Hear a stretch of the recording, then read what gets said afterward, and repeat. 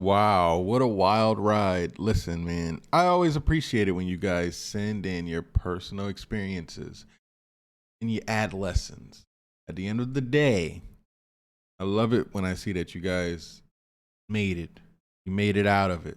You made it out of those crappy situations. Two stories of back to back betrayal. If you need me to shorten it, send it back and I will do so. Confidentiality, please. Thanks.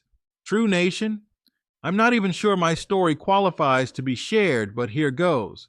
This took place in the late 80s before cell phones. My reason for sharing is unintentionally received the equivalent of a PhD in infidelity, and it helped me qualify the candidacy of my current wife when dating her months following the end of my second fiance's infidelity. Such knowledge I want to share and do so with young men and women when given the opportunity. Nothing in life outside of deep religious belief can prepare you to battle infidelity. I sustained two consecutive relationship betrayals back to back over a 4 to 5 year period, so we'll start here with betrayal one. I think it's fair to start with my life prior to the betrayals. To be honest, I had accumulated somewhat of a high body count in my early and mid 20s. I hit them and quit them on a regular basis. I wasn't a player by any stretch, but was certainly an opportunist. If offered, I was taking. I never tapped a woman who was girlfriend, fiance, or wife of someone else that I knew of, except once when I found out after the fact. Apparently, in this one instance, a person living below my friend heard us the night before. My lady friend lived on the third floor of an older home, and the woman living below her saw me leaving my lady friend's apartment the next morning and then called her boyfriend. My lady friend called me the next day, indicating she was busted and to never call her again.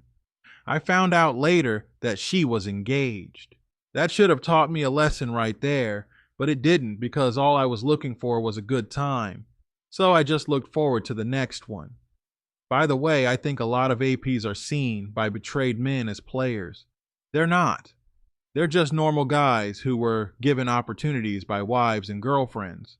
I know men who are don't want to hear it, but it's the truth. Anyways, fast forward a year or two and I moved to a large eastern city. My first job was working sales at a car dealership. During my break in my first week of training, I introduced myself to an attractive woman at McDonald's. I had minimal break time, so I had to work efficiently and got her number before returning to the dealership. She was slightly older, maybe in her early to mid 30s, as I found out later, but we began dating. I'll refer to this woman as Alexis. She and I started talking over the phone and such, but in retrospect, we had nothing in common aside from the fact that I was attractive to her and she was attracted to me. If either of us were unattractive, I wouldn't even be writing this story because I nor she would have given one another the time of day. A few weeks later, talking and spending time together naturally leads to sex. Ironically, that's when things started downhill. Months went by and the relationship was unlike any I'd ever had. Our backgrounds, outlook, and temperaments were entirely different, but since I'd always walked away from tenuous relationships, I thought I'd stay for a change and work it out like adults do instead of just up and leaving. Also, perhaps because I was just starting out in a new city and was living with relatives until I got on my feet. But somewhere along the way, I lost some confidence and esteem. Alexis was tense and emotional, edgy and very, very defensive and confrontational. Whereas I am, Marcellus, was easygoing, laid back by nature. Approximately 10 months or so later, out of nowhere, Alexis half kiddingly asked me if I would still have sex with her if she was engaged or married. I really didn't know how or what to think of her question, but took it as a compliment that she liked the sex well enough to even consider this nonsensible thought. She asked a few more times, actually, and for some reason I brushed it off, thinking it couldn't be real, or she was trying to indirectly compliment me. Flag 1. As mentioned, this woman was beautiful and sexy, and I believe she had many relationship options, and those options were with men with means and money that I didn't have at the time. Still, I was blind because she was beautiful, sexy, and most of all, sexual. Flag number two was her emphasizing I couldn't visit her apartment unannounced. Although common sense says this is a huge red flag, I was blinded as I also felt she was out of my league and postured myself as such. More on that later. The sex was off the charts and kept my blinders firmly over my eyes. It became the foundation of our relationship. I believe she too was blinded by it and wanted a more established man, but I had her whipped just like she had me whipped, if you know what I mean. Simple misunderstandings or miscommunication became intensified verbal exchanges which were unlike anything I'd ever experienced. After each phone argument, she'd straight out ask if I could come over for sex. Aside from our physical compatibility, she didn't know how to apologize or resolve differences when it was her fault and solved it with sex as a means to reset the relationship. In retrospect, sex was her cure, all to hide her inability to cope with things. Fast forward a year or so and this pattern continues, but it seems like we're always able to overcome rug sweep things with lots of sex, and it helped that we lived in separate dwellings, although by this time I'd gotten an apartment. After a couple of years or so, I'd crazily reasoned we can be life partners and asked her to marry me. Hey, you live and learn, but it was a stupid thought. The combustibility of our relationship increased after this. However, I was no longer making excuses for myself being younger, less mature, and less accomplished. I also didn't care that she was further along in her career with more assets. I used to be embarrassed by this, but I started to realize women didn't care about it as much as I thought.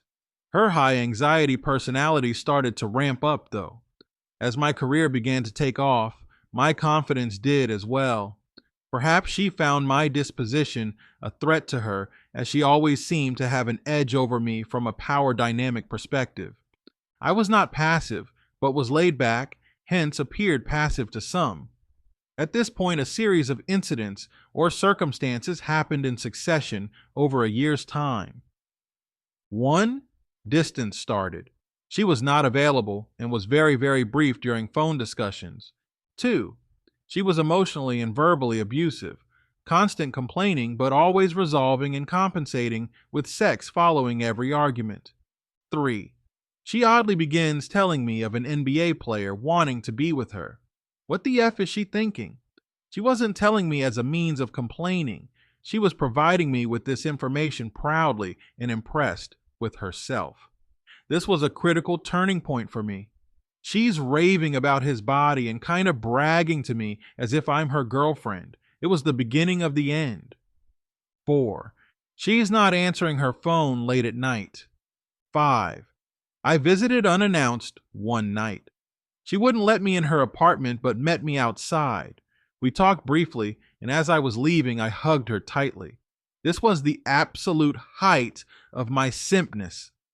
She didn't even respond with a fake hug. She never lifted her arms, not even a little bit.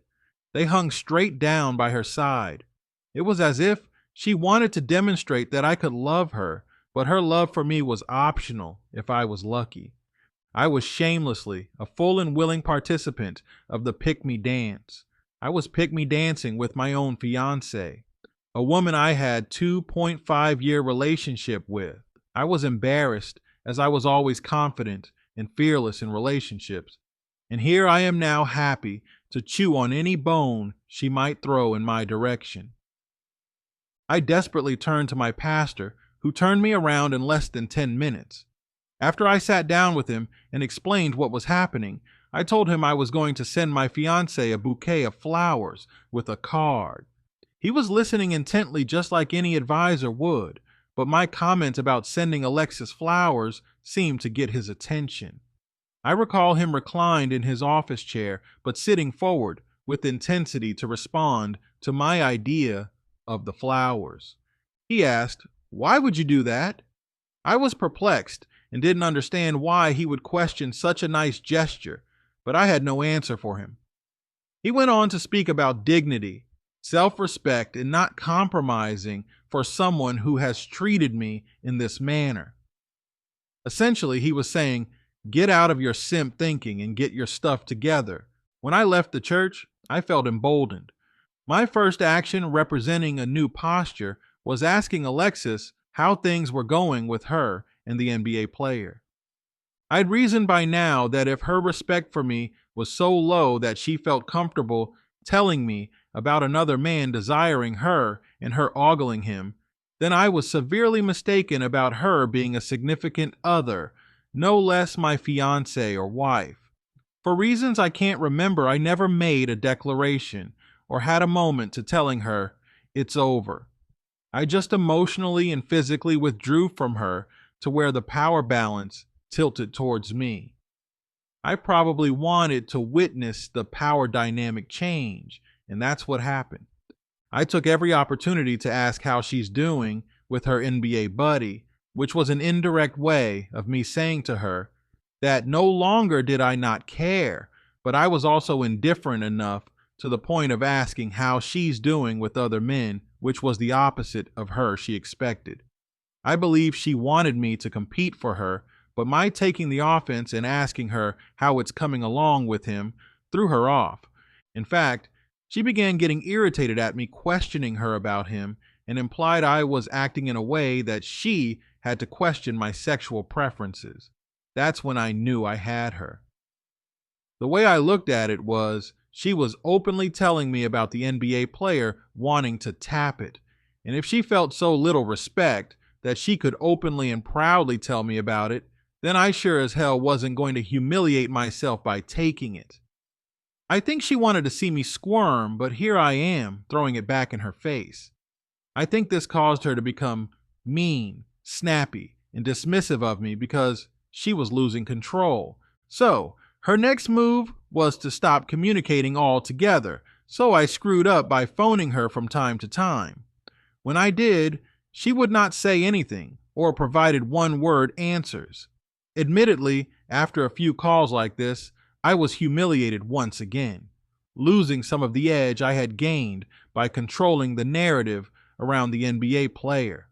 By this time, she's not available for me. She's not calling or trying to see me, and there's no sex or meetups. Enough was enough. I again felt disrespected and dismissed.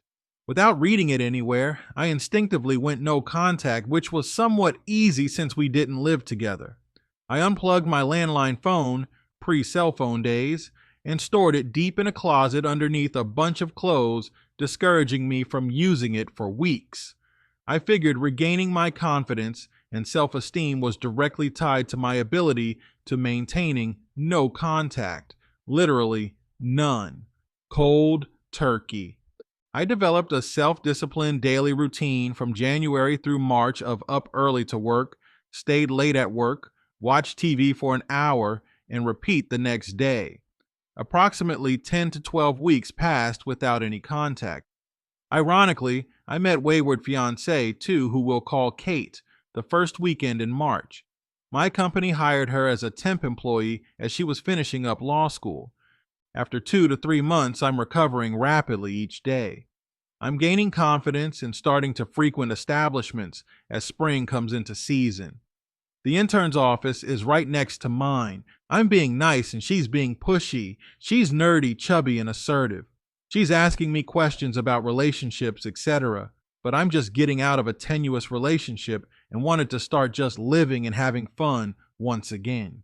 However, Kate didn't want to hear it, but she grew on me, and I was still vulnerable. I caved and went along for the ride as it was nice being with someone who was pleasant, wanted to be with me, and pursued me. Alexis starts calling me at my apartment around this time as I'd reconnected my phone to take calls now that I was over her. She's asking where I've been, and I'm playing along like she is, pretending as if nothing had happened. I just say, I'm doing this or that, and then moving the discussion along and ending it earlier than she wanted. Fast forward a few weeks and Kate and I are starting to hang out a lot. We attended a concert one evening, and I spent the night at her apartment for the first time, which was a really good thing. When I get home Sunday evening, the moment I arrive in my apartment, my phone rings and it's Alexis. She's asking where I've been. I'm like, you got to be kidding me, right? I ask why she is asking. She says because her aunt saw me and Kate in line, waiting for the gates to open for the concert.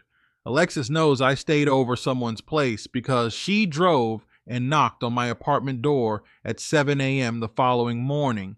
Her aunt saw me and Kate. This is where the transition from Alexis to Kate occurs. Apparently, Alexis's fog had lifted and her aunt, seeing me with Kate, jolted her. A week or two later, Alexis asked if I could come over to her place because she wants to discuss something with me. By this time, not only am I seeing Kate, but I have quite a few prospects lined up and having a ball with single life. I was no longer inconveniencing myself for her, and going to her apartment to talk was an inconvenience. I preferred going to her place so that I could more easily control when our talk ended and I was leaving. For weeks I told I was busy and I'd let her know when I would be available to her. Anyway, this woman who I'd never seen cry before or after was now telling me that we as a couple could have something special if I would consider reconciling. She's not dramatic in her crying, but just a tear or two, which is very unlike her. But that was all broken down now as she was pleading for us to get back together. I'd always say, we'll see, hoping she'd just move on. She evolved into a FWB, but that was the end of us. In the end, I'm 99.99% sure of infidelity, but she was smart and conniving. I knew there would never be a confession, as she had too much pride and savvy to admit it. I never wanted her back, so therefore it was never a fact I needed to confirm. I was 100% sure in my gut. Kate and I were just get started. As my relationship with Alexis was winding down, the one with Kate was just starting. As I mentioned earlier, I really didn't want a relationship, but Kate was very persistent and she was a better match for me than Alexis was. In July, after 2.5 years with Kate, we get engaged. But just 2 months later, things change as Kate starts working late nearly every night. She was a law clerk at a courthouse, and she said she was studying for the bar exam after her workday instead of fighting traffic. She said she could get 3 to 5 hours study time in the quiet of her office, never mind the fact that she had her own apartment. I always supported people working hard for their career, and cheating never crossed my mind. I made myself scarce so that she could dedicate herself to her profession. The problem was, she was never available. No return calls, no initiated calls from her, no contact, nothing. In the meantime, a friend of mine said he saw her return to her apartment building around 6 a.m. a couple of times, as his girlfriend lived in the same building. I still didn't think she was cheating, though, which in retrospect was unbelievable. I didn't believe it because nothing was wrong in our relationship. Well, after about 4 weeks of little to no contact, it finally settled in. I've been through this before and knew how to respond. I immediately stopped initiating contact and no contact was made the entire month of October. In the first week of November, she called me and offered to take me out for my birthday, a few days away. I knew she was cheating, but had nothing to go on and wasn't going to humiliate myself trying to confirm it. After my previous relationship, I wasn't less tolerable and resigned myself to the fact that our engagement was over. I was more confident this time and knew my worth, although I was still emotionally impacted. During my birthday dinner, there was an air of tension from the big elephant in the room. I never asked her anything, and she never volunteered to say what was happening. On a funny note, I'll never forget the waiter bringing out an appetizer called pate, which I found out is actually liverwurst. The stuff I used to make sandwiches with when I was a kid. One slice cost $7 bucks. Such bullcrap. But I wasn't paying, so... Anyway, this dinner date conveyed everything to me that I needed to know in an unspoken manner. She volunteered nothing, and I asked nothing. I'm not exactly why she asked to take me out, other than her not doing so would confirm she had moved on, and she wasn't ready to tell me so. Fast forward 1 month to the first week of December. She calls me at my apartment out of the blue for our first talk outside of the birthday dinner in nearly 3 months. My first thought was she just wanted to break up and remain friends. I was kind of quiet, trying to get a feel for where the conversation was going or what did she eventually want to get to. After awkward small talk, I begin to see she doesn't have a game plan or question or point to discuss, and I begin to ramp it down to end it because there is nothing to talk about. I remember rushing it because a basketball or football game was about to come on TV. 2 days later, the same thing happened. Same results. She's small talking, but I'm not a small talker, and there's literally nothing to talk about. Plus, I'm starting to get bothered by the fact that she's not offering any explanation for 3 absentee months, and I wasn't asking for strategic purposes. I take some delight in her having to create discussion, but she'd placed herself in this position. She calls a third time a couple days later and wants to get together. I agree. I'd thought about it and had a motive, and we met a central location between our apartments. My goal was to find out one thing. Did she have sex with him? I wasn't asking if there was someone else. I was jumping straight to the only question that mattered. We get to the Irish pub. It's snowing outside, and we're one of the last ones left. I asked her for 1.5 to 2 hours about the sex she gave up. Personally, I don't care as much about emotional affairs. I'm only interested in penetration. She admits to seeing another guy who worked in her building. I kept asking her about the sex, but in a cruder way that involved 4 words. I knew she did, but I just wanted her to say it, as it's the only reason why I meet with her in the first place, and I wanted to get my money's worth. After denying for 90 minutes, I finally received a yes, which was a weak one with her head down, her hand shaking a little while holding the wine glass and a tear running down her cheek. That was all I needed to hear. She said she had sex just once. This woman loved sex, so there was no way it was once. It was very frequent and voluminous. I went stoic while she started to plead her case to get things back to where they were. I have a bad habit of avoiding confrontation, so I would just nod and say, "We'll see." For anyone that knows me, that's an 100% no. Still, however, I attended her law school graduation party a week later, and I got to see her parents, who I loved. While at the party, I try to leave sneakily while she's talking to a small group of people, as I'm put off by her presence, and I don't know if AP's there, and I'm not going to be there where he knows me, but I don't know who he is. She sees me out the corner of my eye and follows me out into the hallway and tries to embrace me, but I couldn't even look her in the eye while asking if we'll see one another again. I just nodded to get away. For reasons I can't even believe or remember, I attended a New Year's Eve party with her. In almost symbolic fashion, the last hours on the last day of the year is where I achieved the clarity that moved me from limbo to being gone. At this couples only party, I find myself avoiding being in the same room with her. I make a million excuses to getting something to eat, getting a drink, or seeing an old friend. I'm still put off just being close to her. I was supposed to be with her, but didn't want to be with her. Bad sign. At the stroke of midnight, I gave her a quick peck and couldn't even look her in the eyes at any point that night, let alone 12 midnight New Year's Eve. It was the last time I would see her for another 6 months. She sought to reconcile with me over the next 18 months, and by this time, I was deep into a relationship with my current wife, who I'd met in June, 6 months later. I was hoping Kate would just ride away in the sunset, but that wasn't happening. She was unbelievably possessed to get me back and stalked me and my current wife for nearly 2 years. The only reason she stopped was because I called the police. They followed up by having a detective call her, and it was immediately effective. She hadn't taken the bar exam yet, and any investigation or charge against her could have ruined her career before it started.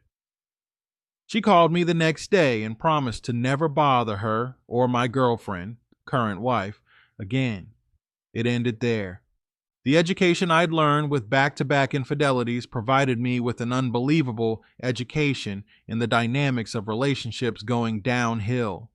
My wife and I married 3 years after my breakup with Kate, and we've had 30 infidelity-free years together. With 2 consecutive infidelities, lots of casual dating relationships, and a 30-year marriage, here's my relationship wisdom summary. 1. Know your worth. If you don't know it, find it. If you believe it's low, raise it. Your self-worth is your personal power and the only tool available to you at the time you need it the most.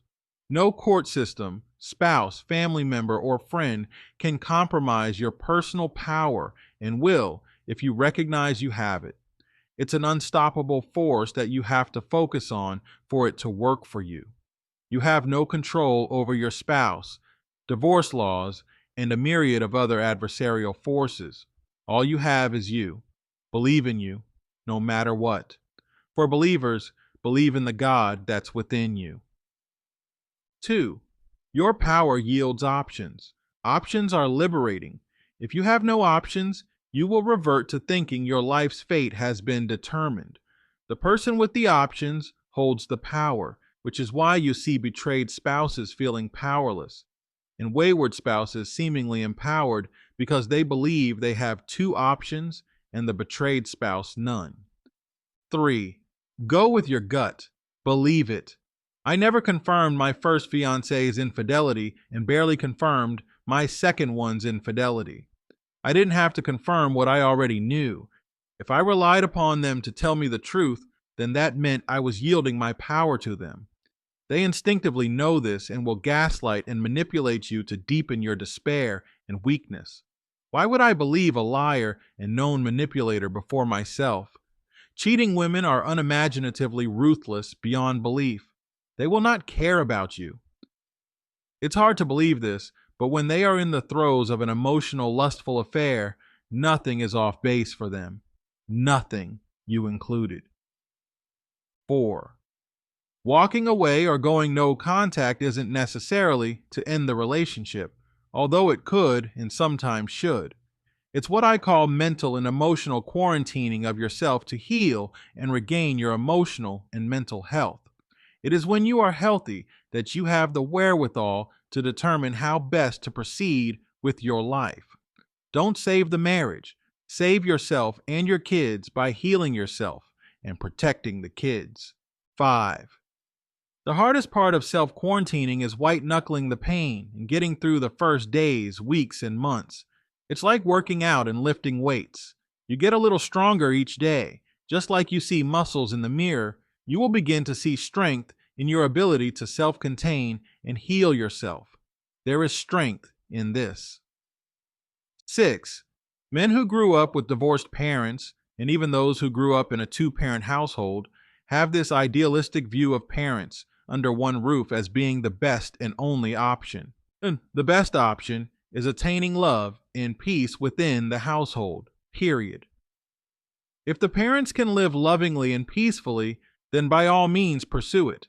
But if the wife is cheating, she actually is very likely capable of imparting harm, as a woman in love with an AP will prioritize the AP above all else.